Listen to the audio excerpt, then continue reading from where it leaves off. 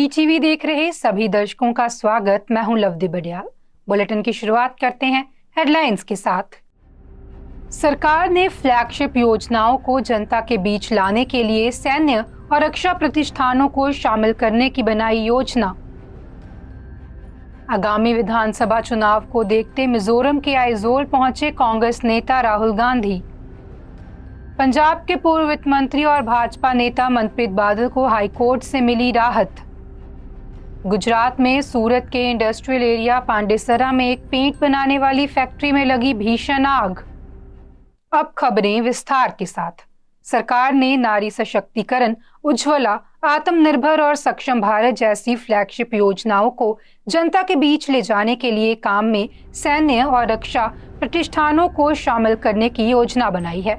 इसे लेकर रक्षा मंत्रालय ने थल सेना, वायुसेना और नौसेना के अलावा DRDO व BRO को 9 शहरों में सेल्फी पॉइंट्स बनाने को कहा है।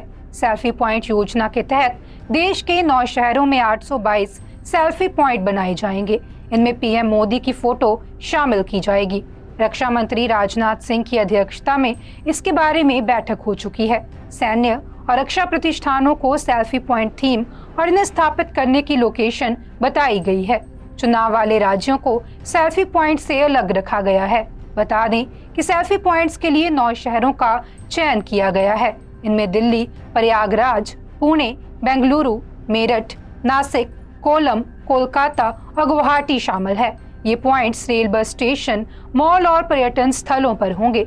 युवाओं को आकर्षित करने के लिए आर्टिफिशियल इंटेलिजेंस वाले डिजिटल सेल्फी पॉइंट बनेंगे। बता दें कि इसे लेकर कांग्रेस ने सरकार पर निशाना भी साधा है। कांग्रेस ने ट्वीट करते हुए कहा कि मोदी सरकार सेना का राजनीतिकरण करने के बाद अब बाज नहीं आ रही है। अब देश की सेना से अपनी योजनाओं का प्रचार कराएगी, जो कि बेहद शर्मनाक है। वहीं कांग्रेस नेता जयराम रमेश ने राष्ट्रपति द्रौपदी मुर्मू से अपील की है कि वे इस मामले में दखल देकर मोदी सरकार को इस गलत कदम को तुरंत वापस लेने का निर्देश दें। कांग्रेस नेता राहुल गांधी सोमवार को मिजोरम के आइजोल पहुंचे। बता दें कि वह यहां 5 किलोमीटर लंबी पदयात्रा निकाल रहे हैं।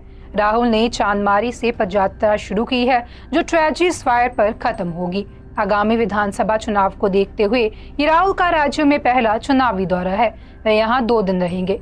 इस दौरान राहुल स्थानीय लोगों से मुलाकात करेंगे और उनसे बातचीत भी करेंगे।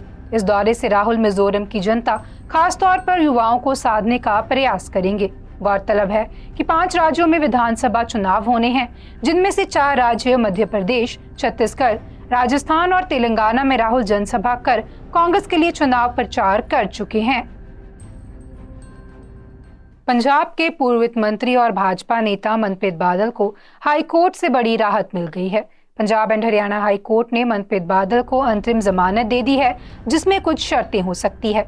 इतना साफ है कि मनप्रीत बादल के ऊपर लटक रही गिरफ्तारी की तलवार हट गई है और हाईकोर्ट ने पंजाब सरकार को नोटिस कर जवाब भी मांगा है।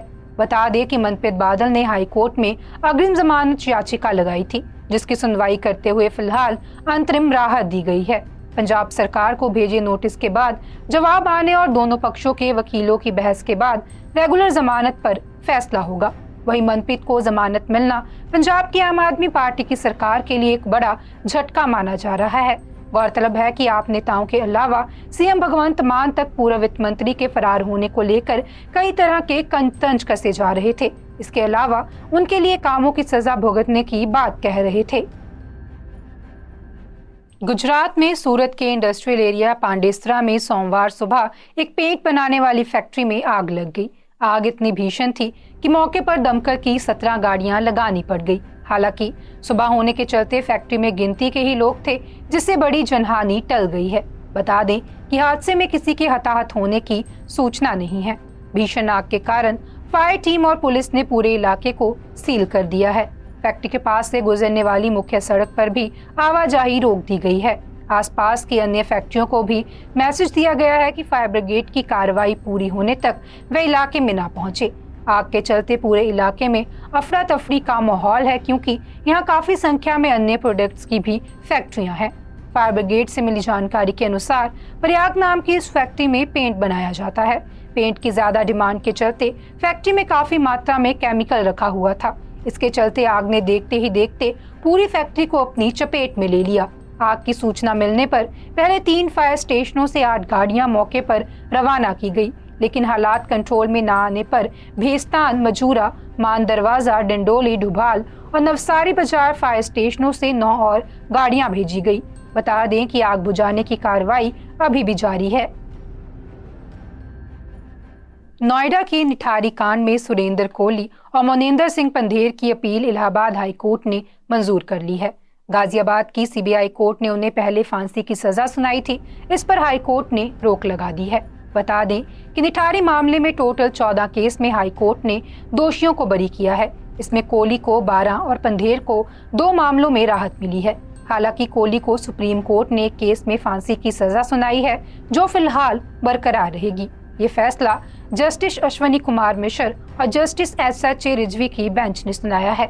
लंबी चली बहस के बाद अपीलों पर फैसला सितंबर महीने में सुरक्षित कर लिया गया था। मोनेंद्र सिंह पंधेर की वकील मनीषा भंडारी ने कहा कि सेशन कोर्ट की फांसी की सजा के फैसले के खिलाफ अपील दाखिल की थी। दोनों मुकदमों में पंधेर को इलाहाबाद हाई कोर्ट ने बरी किया है। अब पंधेर के खिलाफ कोई मुकदमा नहीं है। कुछ 6 मुकदमे में सेंट्रल ट्रायल थे। एक मुकदमा 2010 में हाई कोर्ट रद्द कर चुका है। 3 में सेशन कोर्ट ने बरी किया था। 2 मुकदमों में फांसी हुई थी, जिनमें पंधेर आज बरी हुए हैं। वहीं सीबीआई के वकील संजय यादव ने कहा कि रिम्पा हल्दर मर्डर केस में सुरेंद्र कोहली को फांसी की सजा ट्रायल कोर्ट से सुनाई जा चुकी है। सुप्रीम कोर्ट ने भी इस सजा को बरकरार रखा है। इस मुकदमे में जो एविडेंस थे वही एविडेंस बाकी मुकदमों में थे। हम हैरत में हैं कि एक जैसे साक्ष्य होने पर हाई कोर्ट ने बाकी मुकदमों में सुरेंद्र कोहली को कैसे बरी कर दिया। हम इस फैसले को सुप्रीम कोर्ट में चैलेंज करेंगे। आपको बता दें कि रिम्पा हल्दर नाम की लड़की की 2005 में हत्या हुई। इस जुर्म में निचली अदालत ने सुरेंद्र कोहली को फांसी की सजा सुनाई थी। हाई कोर्ट इलाहाबाद ने भी इस फैसले को बरकरार रखा, जिसके बाद सुप्रीम कोर्ट ने भी 15 फरवरी 2011 को इस फैसले पर अपनी मोहर लगाई थी। हिमाचल हाई कोर्ट में डिप्टी सीएम और मुख्य संसदीय सचिवों की नियुक्ति मामले में सुनवाई होगी। आज सभी सीपीएस को अपना अपना जवाब कोर्ट में देना है। इस पर आज कोर्ट में बहस होनी है। इसी मामले में पिछले सप्ताह हाई कोर्ट हिमाचल सरकार की उस दलील को खारिज कर चुका है, जिसमें सुक्खू सरकार ने भाजपा विधायकों की याचिका को मेंटेनेबल नहीं बताया था। गौरतलब है कि कांग्रेस सरकार ने 6 सीपीएस की नियुक्ति कर रखी है। बीजेपी के 11 विधायकों, पीपल फॉर रिस्पॉन्सिबल गवर्नेंस संस्था और एक महिला ने सीपीएस की याचिका को कोर्ट में चुनौती दे रखी है। याचिका में सीएफएस की नियुक्ति को असंवैधानिक बताया गया है। बता दें कि कोर्ट ने याचिकाकर्ता की अपील पर डिप्टी सीएम और सीपीएस को व्यक्तिगत और प्रतिवादी बनाया है, इसलिए कोर्ट ने सभी से जवाब तलब कर रखा है। डिप्टी सीएम पहले ही कोर्ट को जवाब दे चुके हैं, सीपीएस को आज जवाब देना है। दलील दी गई है कि हिमाचल और असम संसदीय सचिव की नियुक्ति के लिए बनाए गए अधिनियम एक जैसे हैं। आवेदन में आरोप लगाया गया है कि सरकार को ये पता है कि सुप्रीम कोर्ट ने असम और मणिपुर में संसदीय सचिव की नियुक्ति के लिए बनाए गए अधिनियम को गैर कानूनी ठहराया है। इसके बावजूद भी सरकार ने मुख्य संसदीय सचिवों की नियुक्ति की गई है। आरोप लगाया गया है कि सभी मुख्य संसदीय सचिव लाभ के पदों पर तैनात हैं, जिन्हें प्रतिमाह 2,20,000 रुपए बतौर वेतन और भत्ते के रूप में अदा किया जाता है। याचिका में हिमाचल संसदीय सचिव अधिनियम 2006 को निरस्त करने की गुहार लगाई गई है। संस्था ने याचिका में ये आरोप लगाया है कि मुख्य संसदीय सचिवों की नियुक्ति कानून के प्रावधानों के विपरीत है। ये लोग मंत्रियों के बराबर वेतन व अन्य सुविधाएं ले रहे हैं। उत्तराखंड में एक बार फिर मौसम का मिजाज बदल गया है। मौसम विभाग का अनुमान है कि सोमवार को प्रदेश भर में बारिश होने की संभावना है। इसके लिए मौसम विभाग ने पर्वतीय क्षेत्रों में बारिश का ऑरेंज अलर्ट जारी किया है, तो वहीं मैदानी क्षेत्रों में येलो अलर्ट जारी कर दिया है। मौसम विभाग के पूर्वानुमान के बाद सोमवार सुबह से ही राजधानी समेत प्रदेश के कई हिस्सों में बादल छाए हुए हैं। वहीं रविवार रात अधिक ऊंचाई वाले क्षेत्रों में जमकर बर्फबारी भी हुई। मौसम विभाग का पूर्वानुमान है कि 16 और 17 अक्टूबर तक प्रदेश भर में मौसम का मिजाज बदला रहेगा। आसमान में बादल छाए रहेंगे और प्रदेश के 3500 मीटर से अधिक ऊंचाई वाले क्षेत्रों में बर्फबारी भी होगी।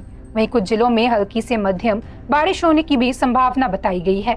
मौसम विभाग का पूर्वानुमान है कि मैदानी जिले उधम सिंह नगर और हरिद्वार को छोड़कर प्रदेश के अन्य सभी जिलों में बारिश होने की संभावना है।